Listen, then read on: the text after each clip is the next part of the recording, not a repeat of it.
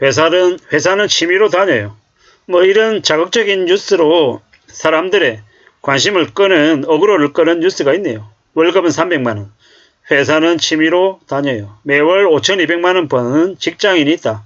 뭐 이런 얘기들이 있는데 1년이 아니라 매월 5,200만원을 번대는데 이 뭡니까 이거? 참 대단한 얘기죠. 이 저축이자, 주식배당, 임대소득 등을 통해서 월급 외 수입으로 매월 5천만원 이상 거두고 있는 초고소득 직장인이 4,800만 명이 넘는답니다. 참 이제 대단한 얘기죠. 근데 착각하면 안 됩니다. 이런 얘기가 이제 누구나에게나 다 허용되는 얘기가 아니다라는 겁니다. 아주 극소수에 해당되는 사람들이 저렇게 벌죠. 근데 저런 걸 보고 너무 울컥해가지고 혹하면 안 된다라는 겁니다. 저런 얘기에 빠져들면 이제 삶이 어떻게 됩니까? 매우 우울해집니다. 남들은 저렇게 회사를 취미로 다닌다는데 나는 회사가 나한테는 생계인데 나는 너무 불행한 거 아니야? 이런 생각 가지면 안 된다라는 겁니다. 대부분의 사람들은 회사의 일이 생계입니다. 생계형이지 저렇게 취미로 다니는 사람들 없습니다. 뭐 물론 있긴 하겠죠. 근데 그런 얘기에 너무 혹하면 안 된다라는 겁니다. 회사를 취미로 다니는 사람, 회사를 창립한 회장, 사장, 임원들 이야기가 아니다. 직원들 이야기다. 뭐 이렇게 얘기하는데 뭐 좀 잘 생각해 볼 필요가 있습니다. 회사 일 자체가 취미인 사람, 뭐 회사 일을 되게 좋아하는 사람을 회사 일을 취미하듯이 취미로 삼고 일한다. 뭐 이런 얘기들이 있는데 뭐 정말 이게 순수한 얘기면은 괜찮을 수 있습니다. 근데 좀 잘 생각해 볼 필요가 있습니다. 뭐 부럽기도 하죠. 부럽기도 합니다.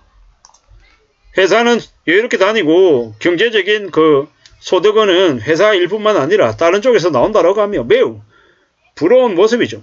근데 너무 과도하게 그러한 것들을 추종할 필요는 없고 자신의 월급을 아끼고 절약해서 좀 남겨서 저축하고 그 저축한 돈이 모이면 목돈을 뭐 예금으로 또 굴려가지고 또 늘리고 채권 투자하고 고비당 우량 투자하고 복리를 생각하고 기다리고 또 기다리면서 계속 재투자하면서 계속 굴려가면 이 자산이 커질 수 있죠. 그러면은 나중에 어느 시점이 돼서 뭐 1년에 배당 수익으로 300만원이 되고 500만원이 되고 1000만원이 되고 2000만원이 되고 3000만원이 되면 그 이상이 되면 사는 게 되게 풍요롭고 여유로울 수 있죠. 그런데 그렇게 이제 자본소득이 확보되어 있는 사람이 월급을 받는 노동소득에 매우 소홀한다? 소홀하면요, 이 한쪽으로 치우치면 다른 한쪽이 엉망이 되고 결국에는 두 마리 토끼를 다 잡을 수 없다라고 저는 생각합니다. 정말로 자본소득을 잘 갖추고 있는 사람은 노동소득도 더 중요시 생각하고 회사를 취미로 다니는 게 아니라 회사 일에 또 나름의 열중을 보일 거다라는 겁니다. 그렇게 조용히 사는 사람이 많을 거다라는 겁니다. 월급 외에도 이자 등의 부수입으로 연간 2천만 원을 초과하는 소득을 내는 사람이 이제 건강보험 직장 가입자가 60만 명이 넘는다라고 하네요. 근데 그 60만 명에 누구나 다 해당되는 건 아니고 극소수인 거죠. 극소수. 그리고 이제 잘 생각해 봐야 되는 거죠. 그런 사람들 보고 부럽죠. 근데 너무 부러워할 필요는 없고 나도 노력하면 그런 부류에 포함될 수 있다고 생각하고 움직여 보자고요. 물론 1년 안에 3년 안에 5년 안에 그게 안 될 수 있습니다. 10년 안에 안 될 수도 있고요. 어쩌면 20년 30년 걸릴 수도 있습니다. 하지만 길게 내다보고 꾸준히 아끼고 절약하면서 계속 지내면 가능할 수도 있겠다라는 겁니다. 1년 안에 3년 안에 금방 뭔가를 되는 건 사람들이 대단하게 생각하지만 20년 30년 거쳐서 뭔가를 이루는 건 매우 우습게 생각하는 경향이 많습니다. 근데 길게 생각하고 길게 내다보고 뭔가를 진행시켜 나가는 게 더욱더 필요한 것 같습니다. 우리는 너무 욕심부리고 너무 조급하게 뭔가를 이룰 생각들을 많이 합니다. 근데 조급해하지 말자고요. 서두르면 항상 일을 거르치게 돼 있다라고 합니다. 서두르지 않고 차근차근 천천히 뭔가를 꾸려나갈 생각을 하는 게 제일 좋을 것 같습니다.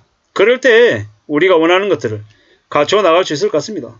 너무 서두르고 너무 조급해하는 건 좋은 모습이 아니다. 기다리고 또 기다리고 천천히 두고 보는 게 제일 좋겠다라는 말씀을 드립니다.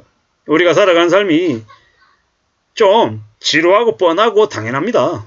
근데 그 지루하고 뻔하고 당연한 걸 못 기다리기 때문에 많은 사람들이 이제 인내심이 강한 사람에게 자신의 것을 빼앗기는 거다라고 생각합니다.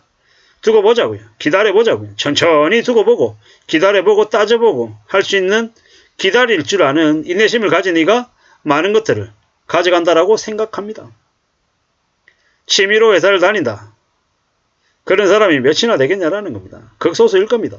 근데 그런 말장난에 놀아나지 말자라는 겁니다.